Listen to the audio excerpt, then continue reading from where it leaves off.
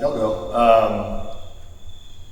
So we all have storms, and I've had more than this one, but this is the one that probably weighs most heavily on me.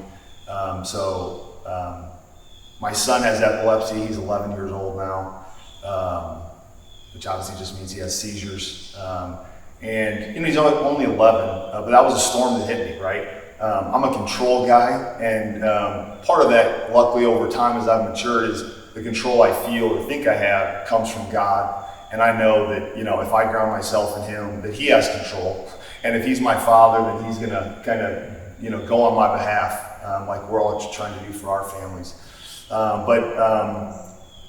played quarterback in high school. I was the guy. I got a college scholarship, before you have kids, or even when he was young, it's like, man, I hope he's able to experience that in life, and I hope that's his path, and knowing that that's my values, right? That's not God's values. He doesn't care if he puts on a helmet a day in his life, right?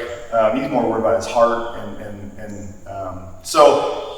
that's still a storm, right? He's going through seizures right now as I sit here today, and we're trying to increase the medication so that it's kind of a consistent balancing act throughout his childhood here of seizures and then medication controls. Seizures, medication controlled, and he had one on the soccer field a weekend ago, and I had to run out in the middle of a soccer game and basically carry my 11-year-old off the field while all the other boys were trying to play soccer, and it's still tough. It's still a struggle with, and it's just it's not what you wish for our kids, right? In my human understanding, but because of the foundation I have, because I get in God's Word every day, and my mom always likes to remind me, it's a living Word. I've gone through the Bible now. I'm on my 4th time all the way through, and every time I read it, I learn something different. I learn more about God's heart, about what He has planned for me and my family's life, and so that's what I pray over Kate every night with my wife and my daughter, and it's I don't know the plan. I don't know what God's got here. I don't know why He's putting Kate through this. I know it could be worse too, right? I got perspective. There are other children that, are battling far worse things. This is not life-threatening to my son, and that part's a blessing. I think having these disciplines, it just gives me comfort, right? When I go to the Bible, it's able. I'm not freaking out about it. It's something I can handle because God's got my back, this is kind of something funny that my daughter and I go to Winter Jam every year. So if you guys aren't taking your kids, I highly recommend it. It's worship at the next level. And Torrin Wells was singing a song, and he kind of stood up and, this is the sign of the victorious. Right here, 2 hands up, I'm victorious. And that really stuck home, and it really just an image that I love. Because that's what He's already done. We know the end of this story, right? Kate's going to be victorious. We're going to be victorious.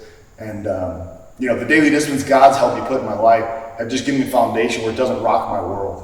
It's not throwing me off. It's not, my marriage isn't spiraling out of control because of this, which can happen. And if you allow it to happen, the devil will certainly take advantage of that. That's, I think, been my storm that we're still somewhat in the middle of.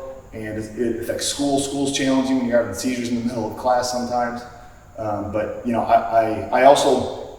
worried about what I can control, right? The rest I give to God. I can read the Bible every morning. I can pray over my son every day for God's healing and God's time. And I can give him a hug every day, and I can mentor him every day, and I can speak affirmations into his life every day. That's what I can do. And so that's what I'm focused on.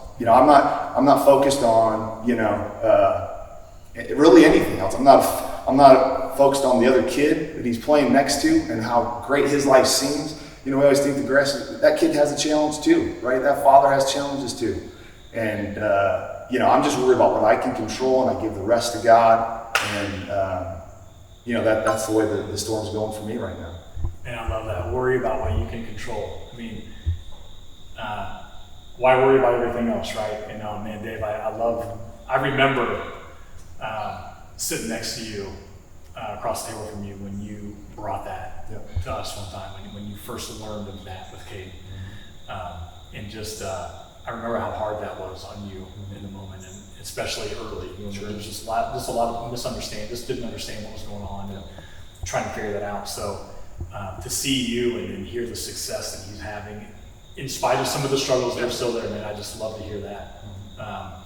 And kudos to you and your family Thank you. for that, an example to be followed, really. For me personally, storms in my life have looked very different.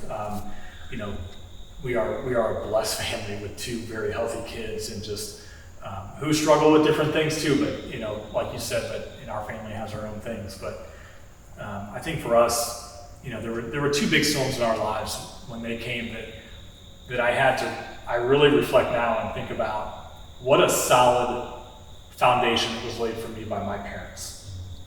And that's something I know that some of us are not blessed with. But I have to give a huge shout out with that, because this has been almost 13 years ago now. I was diagnosed with cancer. And we were about 7 months pregnant with my first child, with Braden.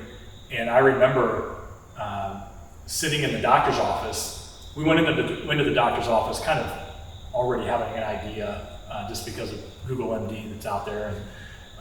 But when we got the news, my wife just broke down, as I would. Obviously, as the news was with her, But I remember sitting there thinking, you know what? Just tell me what we have to do to beat this. And I knew, because of the foundation that was laid in me from little up, and the men at the time who were around me in a men's group that I was a part of, I knew how the outcome was going to be. I never questioned it. I was never scared. I was never nervous about it. I just said, okay, tell me what I've got to do. What do I have to do to beat this and come out on the other side? Because there is no way that this is going to take me out when I've got a son being born in a few months. And so it was a flip on the script almost from what you see a lot of times when people are given bad news like that. And I went through, oftentimes when I would tell people, I said, there's a reason that I am going through this, that this is my burden right now to bear, and it's not somebody else's. Because I know that I can handle it. I know that our family can handle it. I know we can get through this.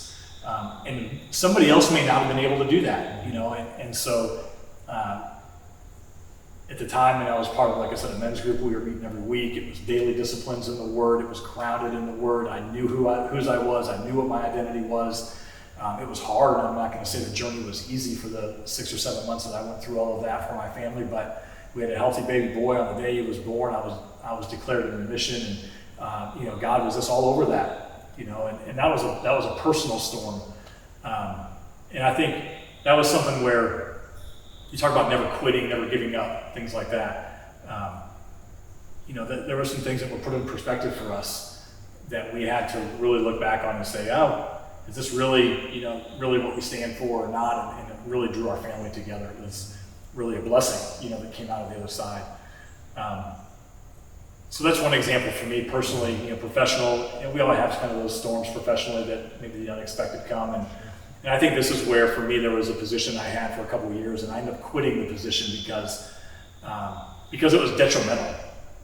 Not only to me and friendships, there were friendships that I hurt because of that, and some that took some time to repair, but it was detrimental to my marriage. It really took my wife and I sitting down and really being very honest with ourselves about where things stood, and I said, it's not worth it.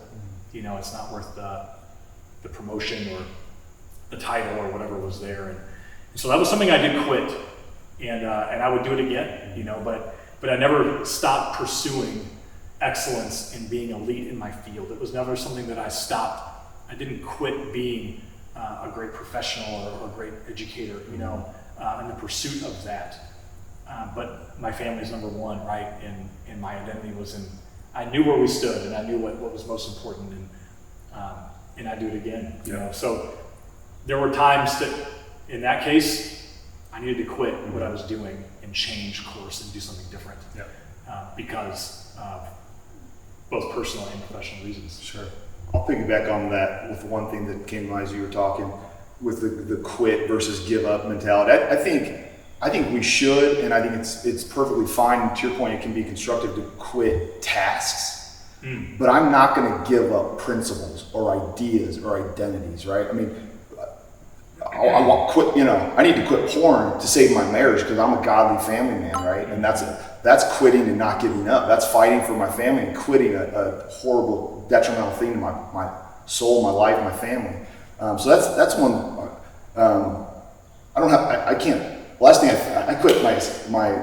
This is one example. I quit high school basketball like my sophomore year, I think, because I knew my path was football, and so I quit sophomore basketball. I wasn't a great player, I wasn't starting, and I started just training football almost year round, and I had a great senior year and got a college scholarship as because that's more who my identity was. And I don't know, that's not an identity versus task, but I just think the tasks are maybe the things that quitting is okay, right? Or versus an identity, a principle. I'm not going to ever give up on my principles, on who I am, on what God tells me. So that's kind of the way I segment those two things in my mind. I love that. Quit tasks, but never give up on your principle and the morals and the ethics that you hold. Right. And if identifying those tasks you need to quit in order to uphold the principle. That's right. And I love that analogy. That was great.